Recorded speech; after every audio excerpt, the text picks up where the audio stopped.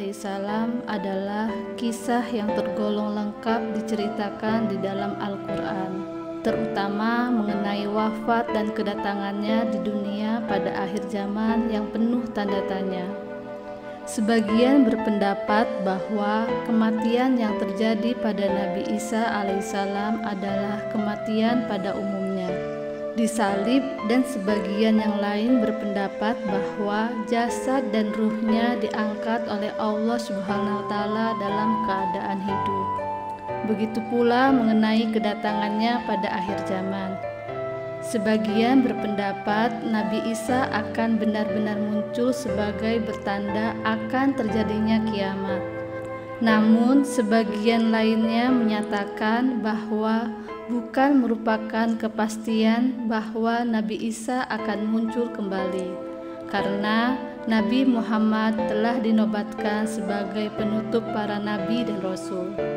Kisah kelahiran Nabi Isa alaihissalam ini digambarkan Allah Subhanahu wa Ta'ala dengan indahnya di dalam Al-Quran, yakni surat Maryam ayat 16 sampai dengan 40. Dalam ayat ini Allah Subhanahu wa Ta'ala menjelaskan bagaimana situasi kelahiran Nabi Isa alaihissalam dan ketika ibunya Maryam dengan tabah dan sabar menghadapi kaumnya yang menuduh serta menghina dengan kehadiran bayinya itu.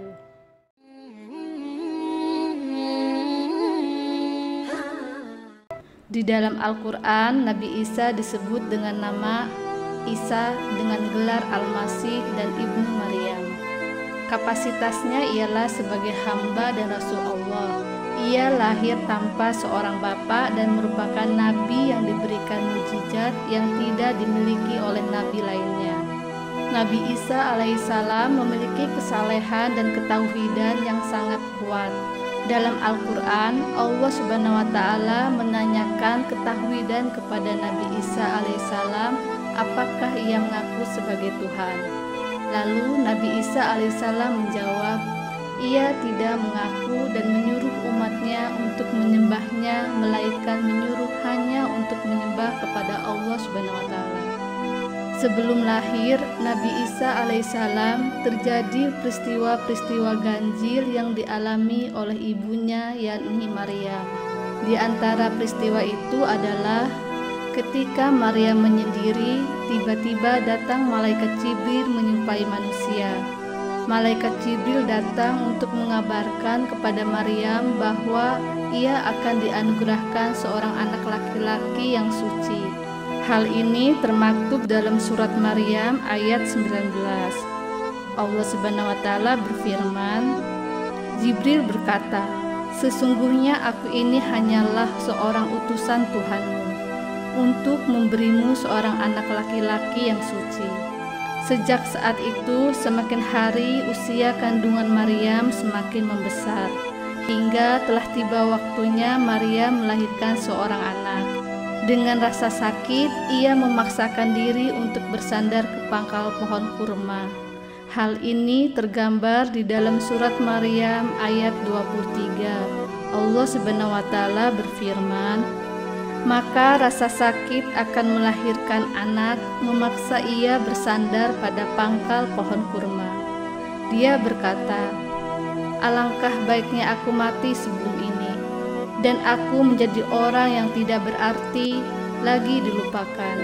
Ayat ini menggambarkan bahwa Maria merasa malu kepada orang lain dengan apa yang telah terjadi kepadanya, karena ia khawatir bencana serta kesedihan akan ia terima setelah melahirkan anak tanpa ayah. Ditambah lagi kesukaran baru, yaitu ia memerlukan air untuk memandikan anaknya serta memerlukan makanan. Maryam pun merasa semakin sedih. Melihat kondisi tersebut, Allah mengutus malaikat Jibril untuk menghibur Maryam, sehingga ia tidak lagi merasa sedih dengan takdir yang Allah berikan. Dalam surat Maryam ayat 24, Allah Subhanahu wa Ta'ala berfirman, maka Jibril menyerunya di tempat yang rendah, janganlah kamu bersedih hati, sesungguhnya Tuhanmu telah menjadikan anak sungai di bawahmu. Jibril menyampaikan pesan dari Allah Subhanahu wa Ta'ala agar janganlah Maryam bersedih hati, bersusah pikiran, karena Allah telah menyediakan air, yaitu sebuah anak sungai yang kecil dan airnya jernih. Kemudian ia disuruh untuk menggoyangkan pohon kurma agar ia dan anaknya dapat memakan dan melanjutkan hidup mereka.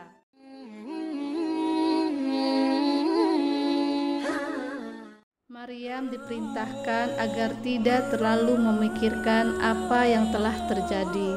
Ia diperintahkan makan dan minum atas apa yang Allah Subhanahu wa Ta'ala anugerahkan kepadanya dan mengusir kesedihannya, karena Allah Subhanahu wa Ta'ala telah mensucikan masa depannya dan membersihkan pencemaran nama baik yang ditubuhkan oleh kaumnya terhadap dirinya, sehingga mereka yakin dan mengakui bahwa Maryam adalah sosok yang suci dan bersih dari sifat-sifat yang tercela. Di dalam surat Maryam ayat 27, Allah Subhanahu wa Ta'ala berfirman, "Maka Maryam membawa anak itu kepada kaumnya dengan menggendongnya. Kaumnya berkata, 'Hai Maryam, sesungguhnya kamu telah melakukan sesuatu yang amat mungkar.' Mendengar cercaan serta hinaan dari kaumnya, Maryam menunjuk kepada bayinya agar mereka sendiri yang menanyakan hal tersebut kepada anaknya. Mereka pun murka kepada Maryam karena menyangka Maryam mengejek dan mempermainkan mereka. Allah Subhanahu wa Ta'ala berfirman dalam surat Maryam ayat 23-29 yang berbunyi, "Maka Maryam menunjuk kepada anaknya. Mereka berkata, 'Bagaimana kami akan berbicara dengan anak kecil yang masih di ayunan?'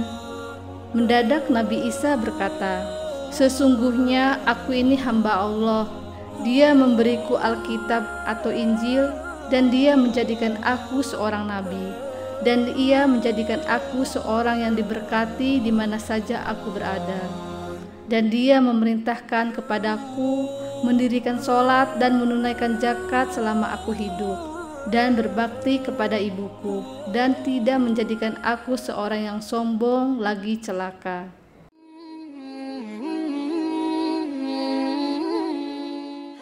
Setiap nabi diutus oleh Allah Subhanahu wa Ta'ala memiliki tujuan atau misi dalam berdakwah. Adapun misi dakwah seorang nabi sesuai dengan situasi dan kondisi umatnya. Nabi Isa alaihissalam adalah nabi yang melanjutkan risalah kenabian sebelumnya, yakni risalah Nabi Musa alaihissalam.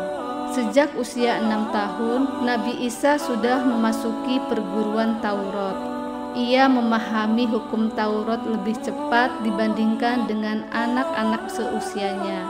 Pada usia 12 tahun, dia berdiskusi soal Taurat dengan orang-orang Yahudi yang jauh lebih tua, baik soal hukum sampai soal ketuhanan. Setelah Nabi Isa alaihissalam berumur 30 tahun, malaikat Jibril datang sebagai utusan Allah Subhanahu wa Ta'ala untuk mengangkat Isa menjadi Rasul Allah, menyambung pelajaran yang pernah diajarkan Rasul-Rasul sebelumnya, dan memberi kabar kepada manusia tentang kedatangan seorang Nabi terakhir, yaitu Nabi Muhammad SAW.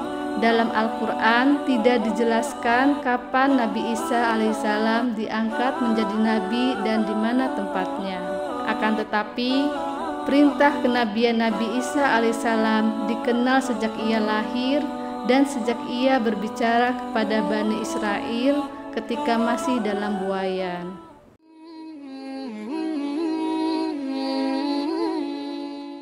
Salah satu tujuan Nabi Isa alaihissalam yakni memberitakan bahwa di kemudian hari akan diutus oleh Allah Subhanahu wa Ta'ala seorang Rasul, yakni Nabi Muhammad SAW, yang dibekali sebuah kitab suci Al-Quran yang berisi ajaran-ajaran Allah Subhanahu wa Ta'ala, yang membenarkan kitab-kitab suci sebelumnya yang akan disampaikan kepada manusia.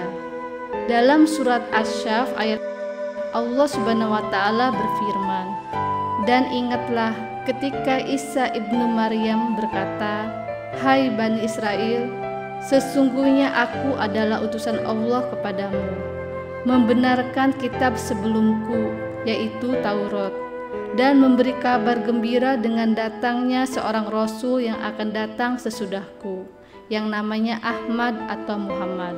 Maka tatkala Rasul itu datang kepada mereka dengan membawa bukti-bukti yang nyata, mereka berkata, ini adalah sihir yang nyata.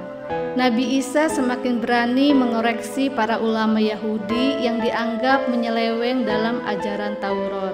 Dalam berdakwah, Nabi Isa alaihissalam terkenal sebagai seorang yang sering berkelana atau berpindah-pindah tempat untuk membawa kabar gembira akan keselamatan. Nabi Isa menyiarkan agama yang benar dan meluruskan penyelewengan. Misi Nabi Isa alaihissalam dalam berdakwah adalah menyiarkan agama yang benar, membongkar akan kesalahan dan kesesatan pendeta Yahudi yang telah jauh menyimpang dari ajaran Nabi Musa alaihissalam yang sebenarnya. Bahkan terbukti kepada Nabi Isa alaihissalam bahwa mereka telah lupa dengan ajaran-ajaran yang telah diberikan Nabi Musa dalam kitab suci Taurat. Sudah banyak pula yang tidak kenal kepada Allah Subhanahu wa Ta'ala. Nabi Isa alaihissalam menyampaikan kehadirannya, memerintah untuk menyembah Allah Subhanahu wa Ta'ala.